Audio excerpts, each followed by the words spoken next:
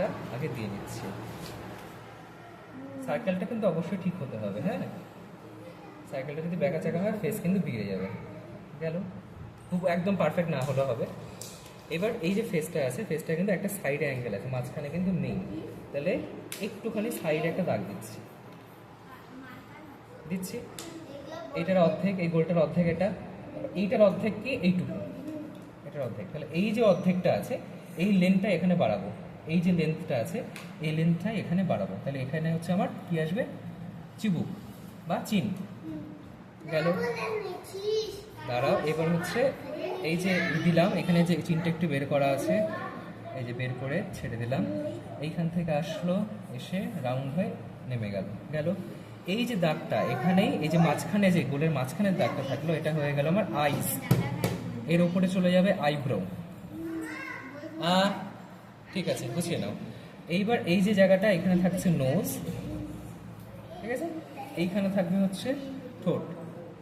গেল, তারপরে এই যে এখানে ছবিটাতে আছে ভুরুর উপর থেকে যে টুপির দাগটা, মানে এটা যদি ভুরুর দাগ হয়, উপর থেকে টুপির দাগটা গেল, এখান থেকে রাউন্ড করে টুপির ভাঁজটা এই উঠলো, এই যে টুপি হয়ে গেল। এইখান থেকে চুল বের করা আছে একটু, এই দাগটা থেকে চুল বের করা আছে, তাহলে এইখান থেকে যে কান, এখানে চুল, এখানে কানটা বের করে এই যে নাকের নিচ অব্দি আসবে একটুখানি। ঠিক আছে, এসো, এই যে নাকের দাগ, ঠিক আছে, এই নিচ অব্দি আসলো।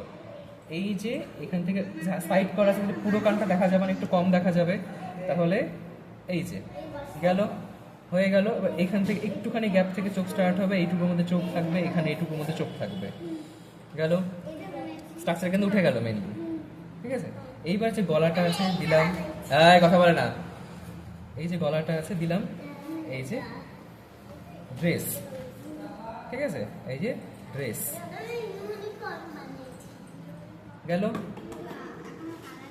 ব্যাস মেইন স্ট্রাকচারটা উঠে গেল। এইটা যদি শিখে নেওয়া যায় তাহলে তো এবার হচ্ছে, এবার মেইন স্ট্রাকচারটা তোলার পর এবার হচ্ছে ভ্যালু অ্যাড করা হলো, অর্থাৎ চোখ নাক মুখ সমস্ত ভ্যালুগুলো অ্যাড করা হলো।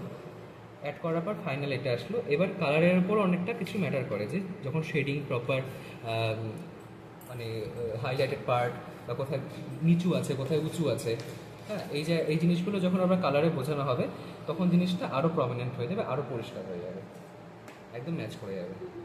বুঝা গেল?